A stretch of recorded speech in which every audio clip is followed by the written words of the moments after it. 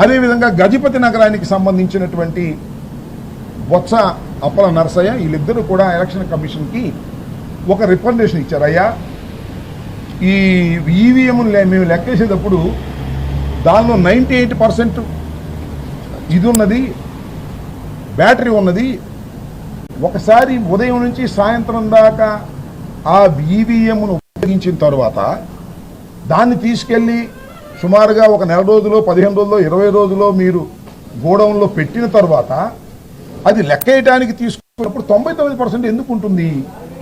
ఇది ఏదో అన్యూజువల్గా ఉంది, దీని మీద మీరు క్లియర్ చేయండి అని చెప్పి డబ్బు కట్టి ఒక అప్లికేషన్ పెడితే నిన్న ఒక పెద్ద తతంగం చేశారు అక్కడ ఉన్నటువంటి ఎన్నికల కమిషన్కి సంబంధించిన వాళ్ళు. అవి తీసుకొచ్చి మాక్ పోలింగ్ చేశారు. నాకు అర్థం కాల బ్యాటరీ ఎందుకు అంత ఉంది అంటే మా డౌట్ ఏంటంటే, ఎవరైనా రీజనబుల్ పర్సన్ డౌట్ ఏంటంటే, ఆ బ్యాటరీ తీసుకువెళ్ళి ఈవీఎంలు భద్రపరిచిన తర్వాత ఆ బ్యాటరీ ఛార్జ్లో పెరిగింది అంటే ఈ మధ్యలో ఎవరో ఇంటర్ఫీర్ అయ్యారేమో అనేటువంటి డౌట్ ఉంది. ఇంటర్ఫీర్ చేయాల్సింది ఎవరు? Election commission. దానికి బ్యాటరీ గురించి మీరు క్లియర్ చేయమంటే మాక్ పోలింగ్ పెట్టి క్లియర్ చేసేటటువంటి పరిస్థితి చేస్తున్నారు. That is not our doubt. Mock polling అంతకుముందు కూడా ఎన్నికల్లో పెట్టారు. ఇవాళ ఒంగోలులో కూడా అదే పరిస్థితి. వీవీప్యాట్లకి మీకు ఒక విషయాన్ని ఇక్కడ చెప్తాను. ఈ వీవీప్యాట్లు అనేవి ఎక్కడి నుంచి ఉంటాయి?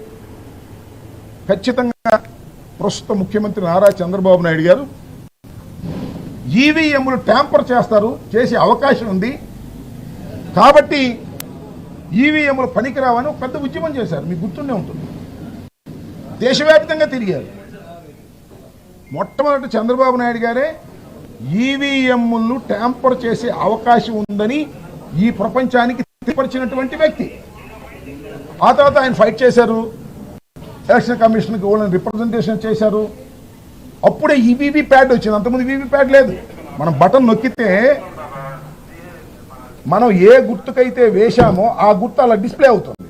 నేను ఫ్యాన్ గుర్తుకు వేసాను అనుకోండి, ఒక కాగితం అట్ట వస్తుంది, ఫ్యాన్ కనపడింది, మీరు కూడా చూసుంటారు కూడా, తర్వాత కట్ అయిపోతుంది.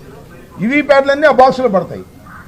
ఒక బూత్లో ఫర్ ఎగ్జాంపుల్ నాకు 50 ఓట్లు పడ్డాయి, నా ప్రత్యర్థికి 150 పడ్డాయి. ఖచ్చితంగా ఈ వీవీ మిషన్ ఎంత ఉందో అక్కడ వీవీప్యాట్ కనపడాలి. అప్పుడే మ్యాచ్ అవ్వాలి. మ్యాచ్ అయినప్పుడే కాన్ఫిడెన్స్ వస్తుంది. అదే విషయాన్ని ఒంగోలు అడిగితే మేము మాక్ పోలింగ్ పెడతా ఉన్నారు, కోర్టులో ఉందనుకుంటే that is different matter. Court decision వచ్చిన తర్వాత దాని మీద మా పార్టీ నిర్ణయం తీసుకుంటుంది. కాబట్టి దెర్ ఇస్ సో ఎన్నో డౌట్స్ క్రియేట్ అవుతున్నాయి. ఎలక్షన్ అయిపోయిన తర్వాత ఏదో జరిగిందనేటువంటి భావన ప్రజల్లో కలుగుతూ ఉన్నది. ఈ ఏదో జరిగిందనే భావన కలుగుతున్నటువంటి ప్రజల్ని, లేదా వివిధ సంఘాలని, లేదా వివిధ పార్టీలని, వాటన్నిటికీ సమాధానం చెప్పవలసినటువంటి బాధ్యత ఎలక్షన్ కమిషన్కు ఉంది. ఆ బాధ్యతను సక్రమంగా నిర్వర్తించకపోతే, ఆ డౌట్స్ అన్ని తీర్చకపోతే ఏదో జరిగిందనేటువంటి ప్రమాదం, ప్రజాస్వామ్యానికి ప్రమాదం వచ్చిందనేటువంటి భావన కలిగేటువంటి అవకాశం ఉంది. అందువల్ల మేము వారికి ఒక రిప్రజెంటేషన్ ఇచ్చాం. వీటన్నిటి మీద ఫామ్ 20 ఎందుకు ఇంతవరకు ప్రకటించలేదు? ఎప్పుడైనా మీరు చూడండి, ఎన్నో ఎన్నికలు జరిగాయి భారతదేశం, ఎప్పుడూ కూడా ఫైనల్ ఫిగర్స్ ప్రకటించడానికి ఇంత సమయం తీసుకోలేదనేది మా అభిప్రాయం. ఈ రోజు కూడా ఫైనల్ ఫిగర్ చెప్పేటటువంటి పరిస్థితుల్లో లేరు అంటే ఏదో జరిగిందేమో అనేటువంటి భావన కలుగుతూ ఉన్నది.